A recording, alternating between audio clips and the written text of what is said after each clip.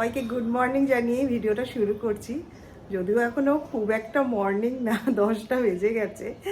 আমার সবই একটু লেটে হচ্ছে, কারণ তোমরা সবাই জানো ছেলে মেয়ে দুজনেই এখন ব্যাঙ্গালোরে চলে গেছে।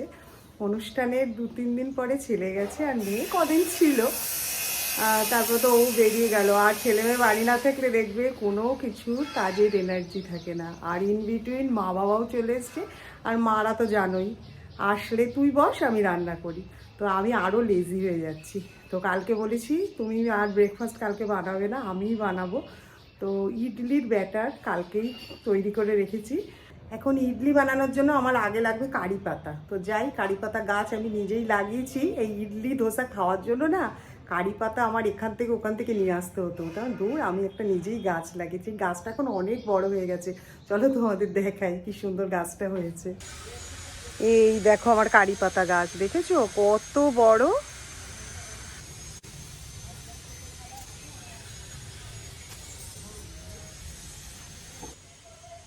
এখন ঝটপট ইডলিটা বানিয়ে ফেলবো।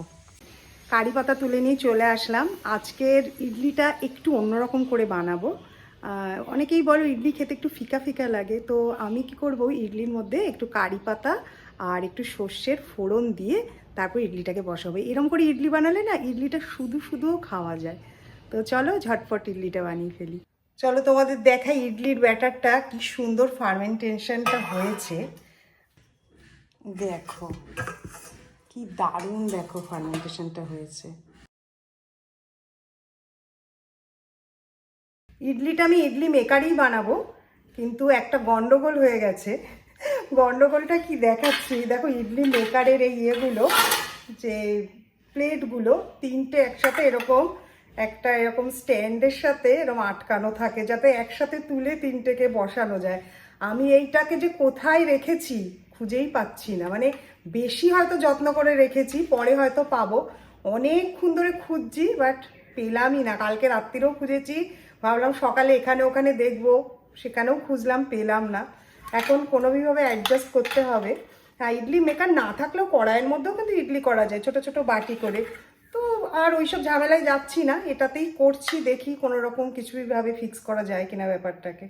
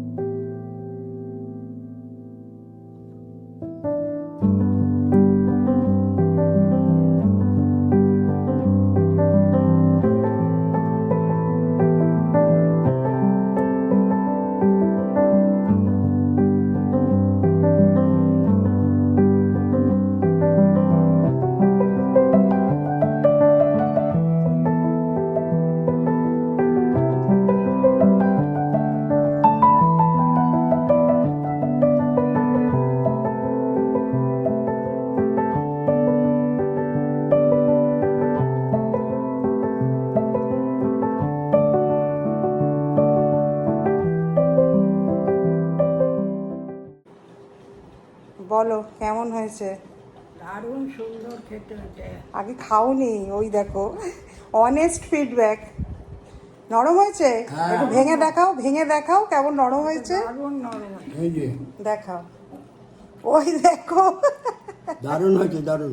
তাই এখন এক ব্যাচ ইডলি আগে বানিয়ে মাদের আগে খাইয়ে দিয়েছি মা বাবাকে, দেন আর একটা ব্যাচ বসিয়েছি। মোটামুটি 10 থেকে 12 মিনিট লাগে এক একটা ব্যাচ হতে। তাই মাকে বললাম যে যখন 12 মিনিট হয়ে যাবে তখন গ্যাসটাকে বন্ধ করে দিও, তারপরে আমরা খাবো। আর যেটা বলছি, তোমরাও কিন্তু ইডলিটাকে একটু চেষ্টা করো ডায়েটে ইনকর্পোরেট করার, কারণ আমি জানি আমাদের বাঙালিদের একটু রুটি, পরোটা, লুচি এগুলোই খেতে আমরা বেশি প্রেফার করি। বাট অনেকদিন ধরে সাউথে রয়েছি তো দেখছি ওখানকার এই খাবারগুলো খেলে না শরীর ভীষণ ভালো থাকে। আর ইডলিতে মেনলি তোমার যেহেতু স্টিমে হয়, কোনো তেলের ব্যাপারই নেই। আর ফার্মেন্টেড ফুড, আর তোমরা সবাই জানো ফার্মেন্টেড ফুডে প্রোবায়োটিক থাকে, যেটা আমাদের পেটের পক্ষে খুব ভালো, যেই জন্য দই খেতে বলে, দইটাও একটা ফার্মেন্টেড ফুড। আর ইডলিটা তো ফার্মেন্টেশন করেই বানানো হয়। আর সাম্বারের মধ্যে প্রোটিন আছে, আর সবজি আছে, অনেক ফাইবারের কাজ করছে। আর নারকোল তো খুবই ভালো আমাদের শরীরের পক্ষে, আর চুলের পক্ষে আর স্কিনের পক্ষে কিন্তু নারকোল ভীষণ উপকারী। তো ইডলি, সাম্বার আর চাটনি এই যেটা বানানো হয় বা যেটা আজকে বানালাম, এটা কিন্তু একটা কমপ্লিট ফুড হিসেবে ধরা হয়। আর এটা খেলে তোমার দেখবে অনেকক্ষণ পর্যন্ত পেটটা ভরা থাকবে, আর শরীরও খারাপ হবে না, আর মানে হজমটাও ভালো হবে। আর অনেক সময় দেখবে অনেকে গ্লুটেন যাদের চলে না, মানে আটা ময়দাতে গ্লুটেন থাকে, আমার তো গ্লুটেন খুব একটা চলে না, খুব রেয়ারলি আমি রুটি খাই, তো আমার পক্ষে তো এটা ভীষণই ভালো। আর যাদের দেখবে রুটি খেলে একটু গ্যাস, অম্বল এই ধরনের জিনিসগুলো হয়, তো তারা কিন্তু এই ইডলিটাকে খেতে পারো। একটু প্রথম দিন একটু বানাতে একটু হয়তো অসুবিধা হবে, মানে আগের দিন ভিজোতে হবে, রাত্রিবেলা বেটে রাখতে হবে, কিন্তু সকালবেলা হলেই দেখবে ফটাফট কিন্তু ব্রেকফাস্টটা রেডি হয়ে যাবে, যেহেতু আগের দিন সব প্রিপারেশন রেডি থাকে সেই কারণে। তো সাথে সাথে আমি সাম্বার আর চাটনিটাও বানিয়ে ফেলেছিলাম। সমস্ত কিছুর রেসিপি কিন্তু আমার চ্যানেলে দেওয়া আছে, তোমরা অবশ্যই একদিন ট্রাই করো। প্রথমে একদিন দুদিন হয়তো একটু অসুবিধে হতে পারে, কিন্তু আস্তে আস্তে দেখবেই মনে হবে এইটাই বানাই, এটাই খাই। আর এতক্ষণ যে এই গোলাপটা আমি ভিডিওর পাশে নিয়ে করছিলাম, এই গোলাপটা কে দিয়েছে জানো? আমাকে যে বাড়িতে কাজে হেল্প করে, ও এই গোলাপটা কালকে আমাকে দিয়েছে। হ্যাঁ, বললো কি উইমেন্স ডেতে তোমাকে দেওয়া হয়নি, তো আজকে নিয়ে এসছি উইমেন্স ডে উপলক্ষে তোমাকে গোলাপটা দিলাম। মানে আমি যে এত হ্যাপি হয়ে গেছি ভাবতে পারবে না। আর গোলাপ আমি এমনি ভালোবাসি, আর গোলাপ তো সবাই ভালোবাসে, আমি কেন। তো আমি বললাম বাহ, গোলাপটা সঙ্গে সঙ্গে আমি একটু জলের মধ্যে দিয়ে রেখেছি, আর আজকে ভিডিও করার সময় একটু পাশাপাশি রেখে নিচ্ছিলাম, ভিডিওগুলো একটু ভালো আসছিলো, তো এইটা এখানে এর ওপরে রেখে দিচ্ছি। আর দেখতেও ভালো লাগছে, দেখো কি সুন্দর লাগছে। তো আজকের ভিডিওটা তাহলে এখানেই শেষ করে দিচ্ছি। তোমরা সবাই ভালো থাকো। ইডলি নিয়ে অনেক কথা বলে ফেললাম, তো আমি কেন বললাম বলো তো, আমি চাই যে সবাই এই ধরনের ফুডগুলোকে একটু মানে ট্রাই করুক, অ্যাটলিস্ট শরীরের জন্য। আমাদের ছোটোবেলায় যখন আমরা খাবার খেতাম, মা বাবারা কিন্তু সবসময় বলতো কি, এটা খা, এটার এই উপকারিতা আছে, ওটা খা, এটার ওই উপকারিতা আছে। তো আমিও ছোটোবেলা থেকে চেষ্টা করি যে ছেলেমেয়েদের যখনই কোনো খাবার খাওয়ানোর, এটা খেলে এটা উপকার, ওটা খেলে ওটা উপকার, এরকম করে বলার।